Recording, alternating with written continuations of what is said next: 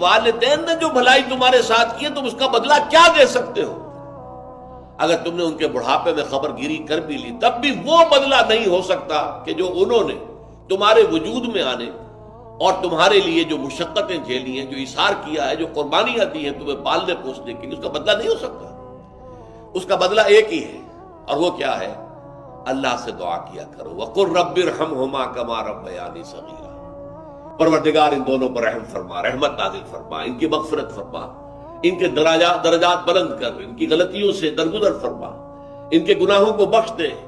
ان کی غلطیوں سے چشم پوشی اختیار فرما پروردگار۔ اور یہ در حقیقت میں تجھ سے درخواست کیوں کر رہا ہوں کہ مجھ پر ان کے احسان کا بہت بڑا بوجھ ہے، ان کے احسانات کا بدلہ میں نہیں چکا سکتا۔ وَقُلْ رَبِّ ارْحَمْهُمَا كَمَا رَبَّيَانِي صَغِيرًا، اور کہا کرو اے رب ہمارے، اے رب میرے ان والدین کے اوپر، بوڑھے والدین پر رحم فرما۔ اور ظاہر بات ہے کہ یہ سلسلہ جو ہے یہ صرف زندگی کا نہیں ہے، ان کے انتقال کے بعد بھی رب ارحمہما کما ربیانی صغیرا، رب اغفر لی ولوالدی وارحمہما کما ربیانی صغیرا، یہ آپ کی نمازوں کے ساتھ دعاؤں میں مستقل دعا ہو جانی چاہیے